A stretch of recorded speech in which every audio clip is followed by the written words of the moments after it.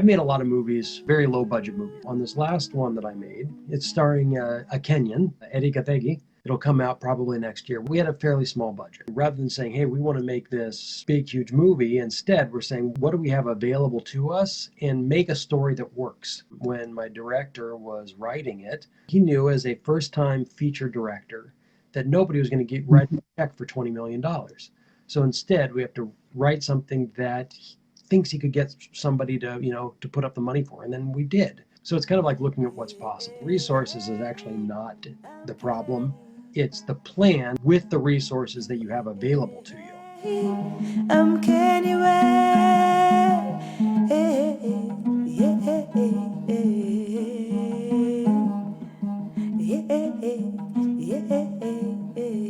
Why don't you just tell me a little about what you do, kind of just the elevator pitch, the real quick 30 seconds. This is who I am, Ati Sanna. Okay, Matthew, thank you for this opportunity. I'm an artist, and I am also an activist using the medium of traditional instrument to pass messages of peace, of love, humanity. And so mostly someone who is in social development and also economic empowerment, because my music is in music education.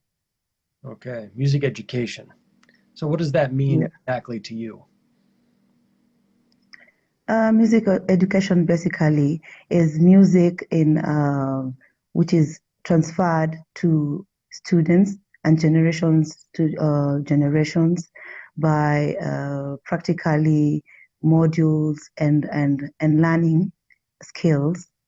Also, it is in music that is documented, and it's something that I can say is something that you can say that is in literacy, literacy as in the study of music. Got it. Okay, so why is that important to you? It's a global village, it's a global market, and people need to connect with each other, and they need to use a language which is common, a common denominator. And I believe that music is a common denominator in this world, and the fast changing activities that surround us as all human beings, we need to have one common understanding. So music, I use it as a language to communicate with others. Just for a minute, I'm going to play just a little bit of one of your songs. So when anyone listening to their re-recording of this or whatever can get an idea of some of your music. Before I play it, why don't you tell us a little bit about the instrument that you use in playing this? Okay, the nyatiti is an 8-stringed lyre from the Lake region of Kenya. That is where I come from. And this instrument was mainly played by men many years ago. But we say that it traveled via the Nile River. So the Luos used it to entertain, but it was mostly used in the royal entertainment sphere to the kings to soothe their souls. And we believe that the Luos traveled with it from Mesopotamia, going through Egypt, and as they traveled down through Uganda and finally reaching here in Kenya. So this instrument is, we usually call it a lyre, but it's percussive. It falls under the class of percussions. Yeah. And yeah. Good. Well, so that is basically we're going to listen to just a short little excerpt of this. So let's go. So say the name of the instrument again. Nyatiti. Nyatiti. There we go.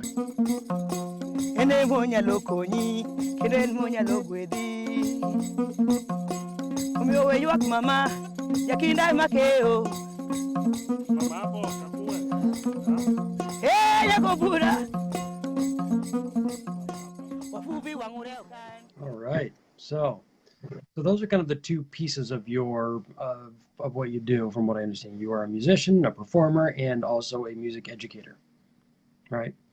And yes. Okay. So, and what I got from your message to me was you've got all of these things going on, right? You want to be making music, you want to be recording music, you want your music to be out in the world for people to listen to, and yet you also have this other desire, which is to really to educate through music, right? Uh, Sure.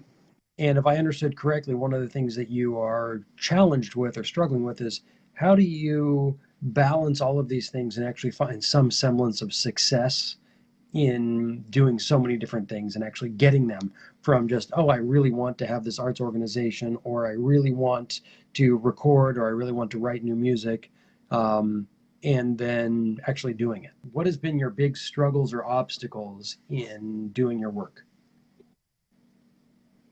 Okay. There's the idea, and then there is the execution of that idea. So sometimes I get stuck at the idea because the resources are so limited. Like in terms of pushing music, the music can be there, it can be released, Mhm. but you also need a lot of, let me say, just a lot of push to push that music to go into the market where it needs to be sold. Right. So that is the first challenge that I have been finding, and the quality really relies with also good studios and a good marketing strategy. Sometimes there's lack of that good planning uh, on my side, and that has failed me. Uh, the the plan is there, but technically, probably it doesn't work. So I think sometimes I need some kind of expertise or hire someone to do that for me. And when it comes to hiring, it becomes sometimes a little bit difficult because music, again, sometimes it doesn't pay Yeah. back Okay. here in Kenya. Music, the challenge of being in the music industry is immense no matter where you are. Do you know how many starving Mhm. musicians there are in America? Probably as the same amount. To make a living Mhm. doing this is a Mhm. challenge. So when Mhm. that becomes the aim, it's a good thing to hold, but it's so far out in the future that when you try to get there, it's impossible. Now, it's Mhm. not impossible to take the small steps it takes to get there, and if you take all of the small steps, but for example, if I want to be in New York right now, uh, Mhm. I can't just be in New York right now, but I could go online to look for a ticket. If I was going to drive, I could, you know, buy a car, or I could, or whatever, or I could literally just put on my shoes and start walking. You know, if I really wanted to be in New York, there's no way to get there without starting to go. But if I'm thinking I need to be in New York, then that's impossible. Sure. And it's going to be the same thing with what you're doing. And so you brought up a Mhm. lot of different things, which is I think is really good. The first thing you said that we don't have a lot of resources. Um, Mhm. that's the case always for a creative. Okay, when I made even when I made my first short film, which was not my first movie. I had produced a couple of movies before. I had never directed. I wanted to direct a movie. Um, I also had very very limited resources. Everybody who came out to worked for free, um, Mhm. and uh, but the only way anybody was going to come out and work for free was because I'd been doing work beforehand. I was always working. I was willing to help other people out with their work, or Mhm. they were just friends. The other thing too is I actually had a good script, right? So someone Mhm. like, oh, that's Yeah. a good script. I want to see that as a movie. I'm willing to come out and film, and bring my camera and work for free. Or if someone lent a camera, someone else shot it, someone else edited it. It was all kind of a community project in a lot of ways. Um, and Mhm. so you just talked about resources, and resources is actually not the problem. It's the plan and with the resources that you have available to you. If you and I'm going to go back to talking about this around film because it's where I've spent most of my creative career. Um, Mhm. I've made a lot of movies. We'll say very low budget movies, right? So let's say you have a $500,000 to make a movie, which is really not enough to Mhm. a movie generally, right? But what a lot of times Mhm. happen is someone will say, okay, I've got a $500,000. I want to make this movie, but I want to make this movie as though I had $1 million. And now you're Mhm. for total failure. But if it's, I'm going to make this movie, I have $1 million, I have a $500,000, and I say, great, we're going to pretend like we have $250,000. We're going to pretend like we have less, you know, and what that's going to do is that's going to, we're not going to try and make $1 million movie on a $500,000 budget. We're going to look at what our budget is and we're going to make it work for actually what we have. And now we're going to make concessions, right? So on this last one that I made, it's starring a Kenyan, Ati Sanna, and it'll come out probably next year. We had a fairly small budget. Rather than saying, hey, we want to make this big, huge movie, instead we're saying, what do we have available to us, and make a story that works. So in that case, it also goes all the way back even to the beginning when my director was writing it, was saying, I have to write a movie that I can film. He knew as a first-time feature director that nobody was going to write a check for $20 million. So instead, we have to write something that he thinks he could get somebody to put up the money for, and then we did. So it's kind of like looking at what's possible. I want to deal with that because your resources are not actually the issue. The issue is actually the next thing that you brought up, which is I have all of these ideas. And what happens with ideas? I want to ask you this. How many, if you have many ideas, name one idea that you really want to be pursuing right now. I want this idea where I have a center where everything is now under that one roof, where I have a director, I have a videographer, a branding guy under this one roof. Mm-hmm. So that is actually, I even want it to be a physical location, in a certain physical location. Yep. So that is the idea that I want to have right now, where we have a convergence of all these people together, and then we have a think tank and just sit in a board room and discuss all these issues and come up with realistic solutions. Okay, so great. Okay, so there's a few things. One thing that you actually did, you sent me article. You've actually written me things that you want to do. The ZD network, the Constitution. You've actually written a lot out, which is actually really great, right? Mm-hmm. So that's really important.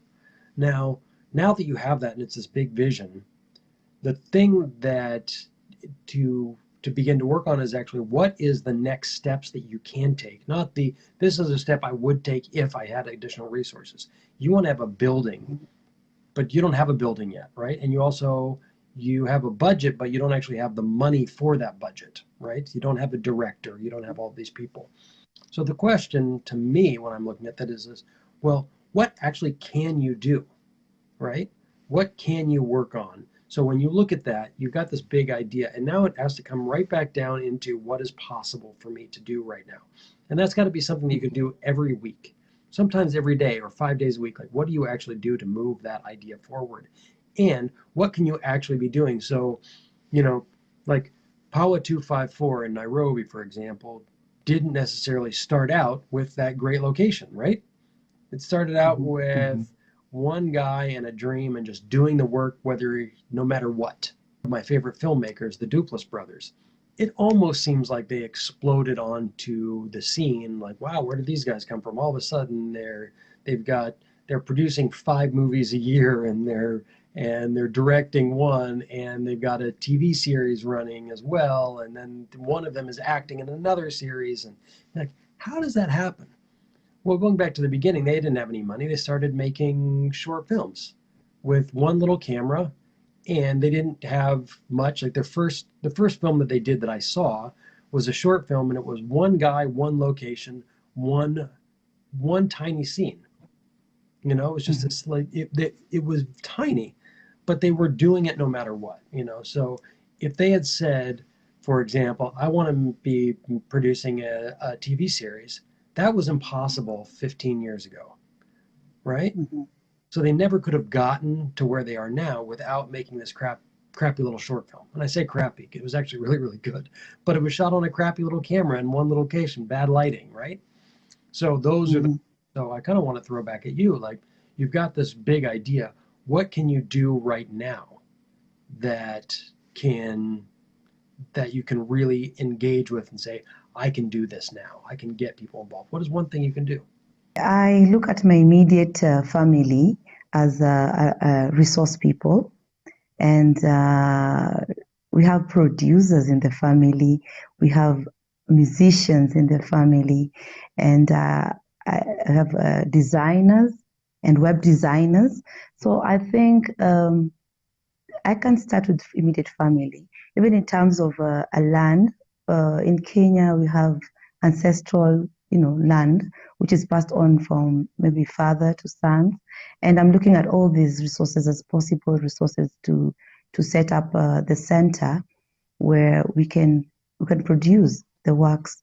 And so far, I have a couple of people who I've also convinced and believe in my vision.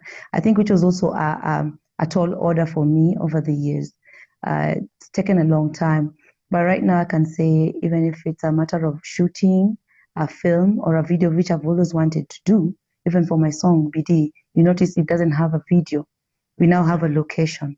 We have someone ready to work on that. We have a script translator, a script writer on board. You just said I wanted to make a video for a long time, right? Yes, yes. Um, One of the things I think that holds us up is this idea that like that things need to be a certain way in order for that to happen. Like even the location, or whatever. I have an intern in Kenya who has been wanting to make movies for a long time, and I was like, just shoot it on your smartphone. Like you have a smartphone. It might not look great, but you'll get to practice your storytelling. Um, and if it's a good story, people will watch a good story, even if it doesn't look great. I think your situation is a little bit different. We can come to it, but he was like, no, no, no, I don't want to do that. And he had to go out and borrow a camera from somebody, and then that person showed up late, and then there was, and then they needed to pick up a second day of shooting, and then he had to wait for him. And at the end of the day, it was a total disaster. The movie never happened, right? Finally, he was like, you know what, I tried it. And he went out and he shot something on his smartphone. And guess what? He has a complete movie now. Now it's all up to him. And I say that because it's so easy to say, I can't do it because of these other external factors. And I want you to pull away from that to say there actually is nothing externally that's keeping you from doing it. When you say, I wanted to be making this video for a long time, the only reason why you haven't is not anything else except you just simply haven't done it yet. And now what's going to get you to do that, and I think one of the things that's so hard is it's like, I want to do this thing and it feels so big. If you have a script, then great. You can't start for a music video, since that's where you are next. You can't make your music video until first you have a song. Once you have a song, then you need a script. Once you have a script, then you find your locations and your team. If that one holds you up to the point where you're like, I can't do that, right? I can't. I need, my script says I need a big car, and I need a Mercedes and something else. Well, you don't have a Mercedes, so therefore you can't do that. That doesn't make sense.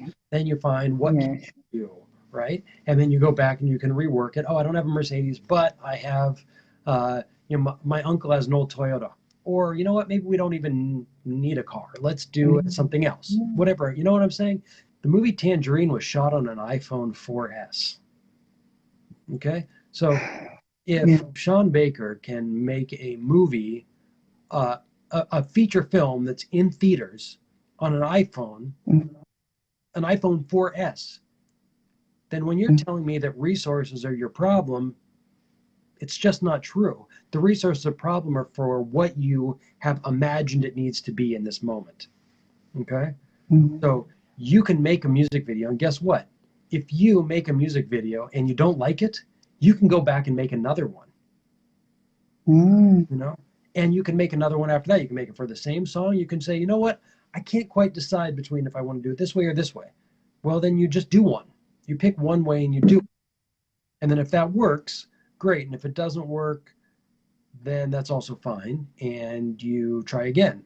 Or, because you got one song that's nicely produced, but you're a musician, and you have, how many songs do you have that are really well produced?